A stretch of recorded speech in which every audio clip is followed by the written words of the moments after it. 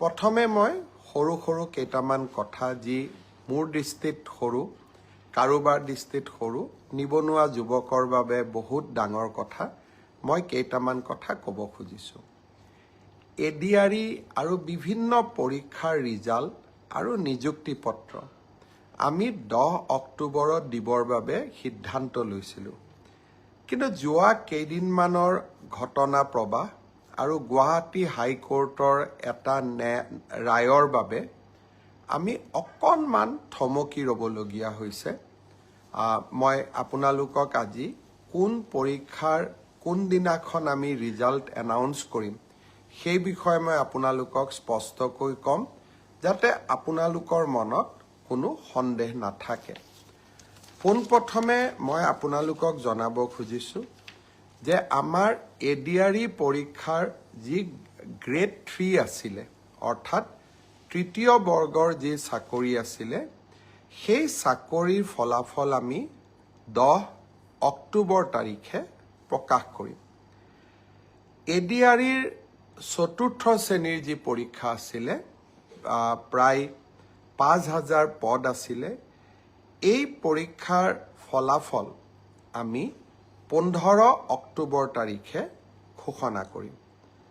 স্বাস্থ্য বিভাগৰ বিভিন্ন পৰীক্ষাৰ ফলাফল নন টেকনিক্যাল টেকনিক্যাল স্বাস্থ্য বিভাগৰ আটাইবোৰ পৰীক্ষাৰ ফলাফল আমি 12 অক্টোবৰ তাৰিখৰ আগতে ঘোষণা কৰিম এলিমেণ্টাৰী প্ৰাথমিক বিদ্যালয়ৰ শিক্ষকৰ নিযুক্তিৰ বাবে আমি যি পৰীক্ষা বা আমি যিটো নিযুক্তিৰ প্ৰক্ৰিয়া আৰম্ভ কৰিছোঁ সেই পৰীক্ষাৰ ফলাফল আমি 15ৰ পৰা 20 অক্টোবৰৰ ভিতৰত প্ৰকাশ কৰিম তাৰ কাৰণ প্ৰাথমিক বিদ্যালয়ৰ শিক্ষক শিক্ষয়িত্ৰীৰ পৰীক্ষাৰ ফলাফল ঘোষণা কৰাৰ আগতে আমি গ্ৰেজুৱেট টিচাৰ আৰু পোষ্ট গ্ৰেজুৱেট টিচাৰৰ ৰিজাল্ট ঘোষণা কৰিব খুজিছোঁ যাতে অভাৰলেপিং নহয় অৰ্থাৎ প্ৰাথমিক বিদ্যালয়ৰ শিক্ষকৰ পদ নিৰ্বাচিত গ্ৰেজুৱেট টিচাৰ বা পোষ্ট গ্ৰেজুৱেট টিচাৰসকলে দখল কৰিব নোৱাৰে আৰু আমাৰ যুৱক যুৱতীসকল যাতে বঞ্চিত নহয় গ্ৰেজুৱেট টিচাৰ আৰু পোষ্ট গ্ৰেজুৱেট টিচাৰৰ পৰীক্ষাৰ ফলাফল আমি 15 অক্টোবৰ তাৰিখে ঘোষণা কৰিম অৰ্থাৎ এই গোটেই পৰীক্ষাৰ ফলাফলসমূহ আমি 20 অক্টোবৰ তাৰিখৰ আগতে আমি ঘোষণা কৰিবলৈ সক্ষম হ'ম আপোনালোকে এতিয়া সুধিব যে পুলিচৰ পৰীক্ষাৰ ফলাফল আমি কেতিয়া দিম সাব ইন্সপেক্টৰৰ ৰিজাল্ট বা ফায়াৰ ব্ৰিগেড আদিৰ ৰিজাল্ট আমি 10 অক্টোবৰ তাৰিখে দিম বা তাতকৈ আগতে দিম কিন্তু এবি আৰু ইউবি কনিষ্টবলৰ ৰিজাল্ট দিয়াৰ ক্ষেত্ৰত গুৱাহাটী উচ্চ ন্যায়ালয়ে